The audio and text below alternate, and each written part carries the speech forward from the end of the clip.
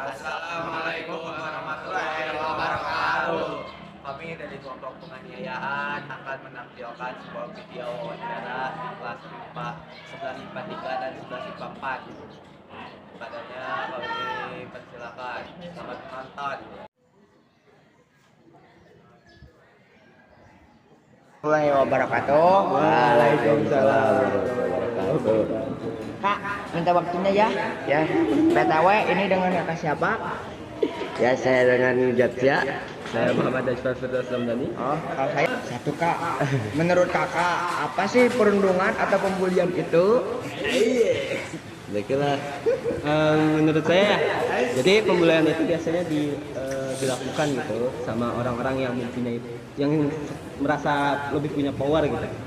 Contoh, bisa teman saya membuli adik kelasnya karena dia itu kakak kelas, terus dia itu merasa lebih kuat. Jadi dia itu biasanya melakukan kayak gimana ya?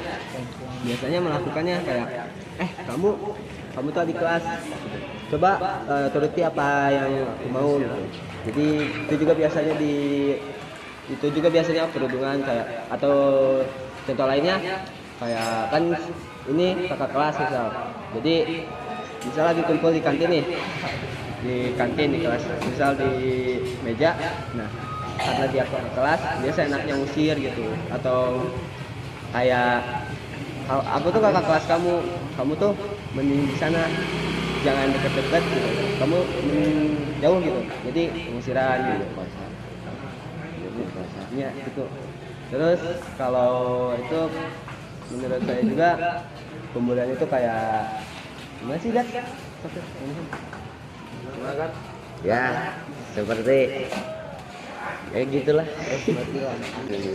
Berdua kak. Bagaimana sih cara mengatasi pembulian itu?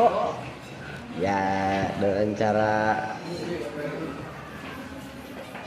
kalau kita merasa catang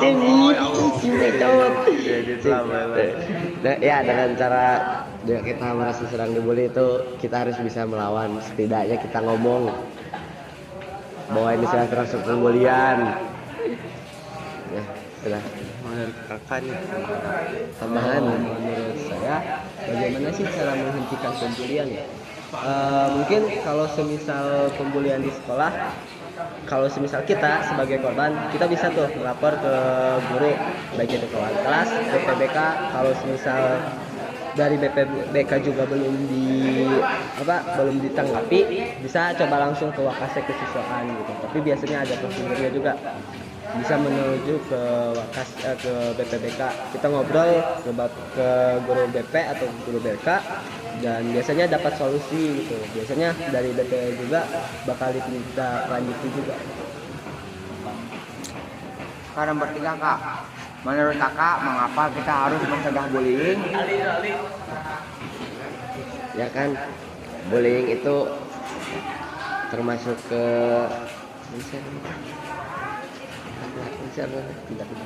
ya, bullying kan termasuk ke tindak kejahatan. Terus undang-undangnya juga ada, tapi saya tidak tahu ya. Jadi BTW, undang-undangnya nomor berapa kak? itu apa? Iya. Menurut kakak, menurut saya kenapa pembulian harus diberantas atau dihilangkan gitu? Karena kan seperti yang kita ketahui juga ya, banyak tuh orang-orang yang menjadi korban pembulian biasanya bunuh diri, depresi, stres. Ya jadi selain kena kepada fisik juga, biasanya pembulian itu kena kepada mental korban. Ya, mungkin kalau semisal fisik biasanya kan, kalau pembulian itu biasanya contohnya di apa itu deh, dipukul sama beberapa orang gitu. Jadi apa sih namanya? Ya, berbekas.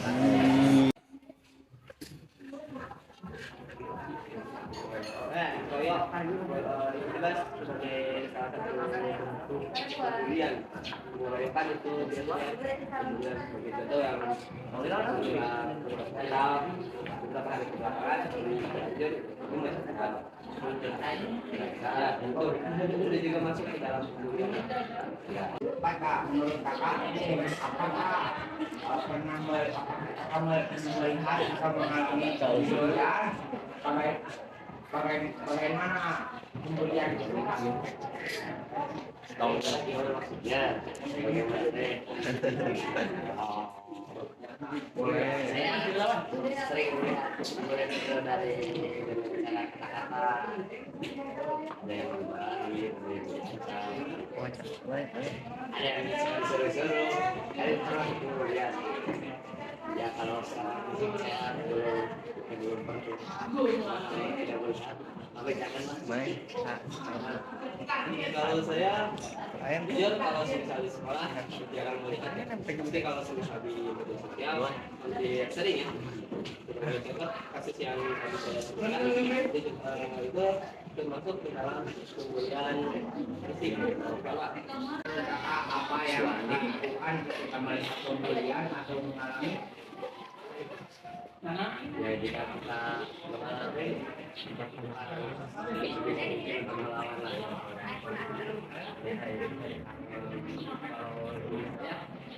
anggap diri saya sebagai korban, mungkin yang pertama kali saya coba mungkin mencoba untuk Ada Kak, kalau tahu pencet dulu ada. Nama saya Nadia Safira, biasanya saya dipanggil Sasa, saya dari kelas 11 IPA 4.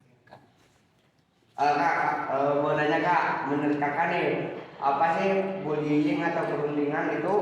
Apa namanya? Kalau menurut aku ya, bullying itu kayak menindas seseorang secara terus-menerus atau berulang-ulang karena ada rasa apa sih kayak iri hati atau gimana gitu. Jadi pengen seseorang itu apa sih teraniaya gitu.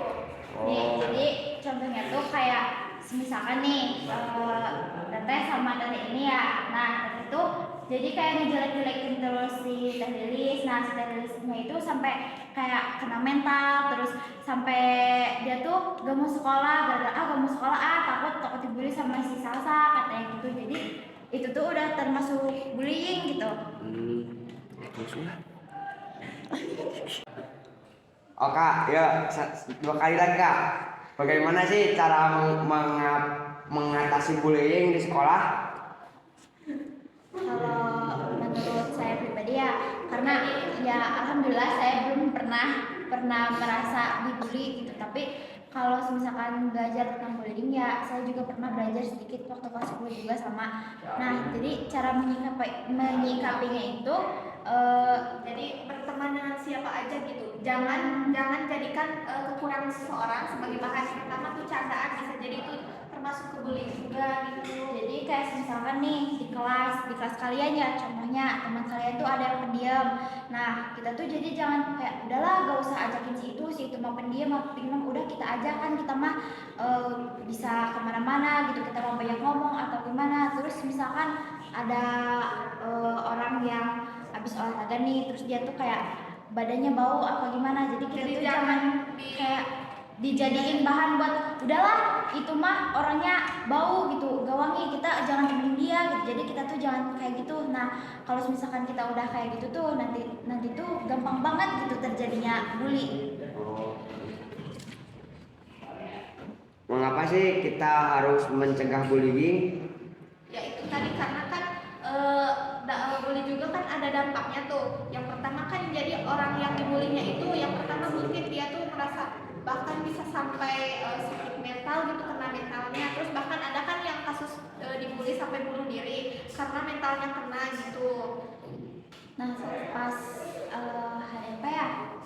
Hari Senin kan kalau nggak salah kan tadi juga ada pelajaran ini nih, bimbingan konseling. Nah, itu tuh kita ya ngebahas sedikit tentang bully. Jadi tuh kalau misalkan kita ngobrol seseorang dan seseorang itu kayak kena mentalnya tuh sampai dia tuh sampai bisa berobat ke psikiater, malahan dia tuh sampai bisa dikurung di dalam sel yang kayak buat orang-orang yang gangguan jiwa tuh.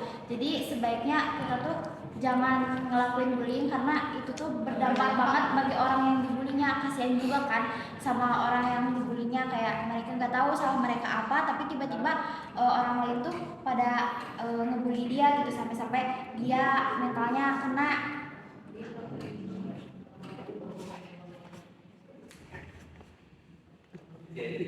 Menurut kakak nih, siapa sih orang yang suka dibully dan pernahkah melihatnya? Sejauh ini enggak sih.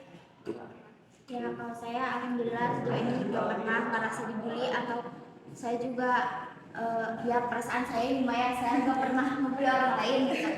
Kalau melihat pernah dulu teman-teman saya ada juga yang dibully sampai dia tuh kayak udah pindah-pindah ke beberapa sekolah tapi tetap aja banyak yang ngebully gitu, karena mungkin kekurangan dia bukan kayak kekurangan kayak masalah harta atau gitu, tapi kayak dia tuh orangnya tuh emang genetiknya hitam ya, jadi ya udah gitu. Dianya juga kan punya ibu yang kulitnya itu hitam ya, coklat gitulah gitu ya, itu faktor genetik, tapi dia tuh kayak jadi kekurangan seseorang untuk bahan bulian gitu aja ya, gitu sih.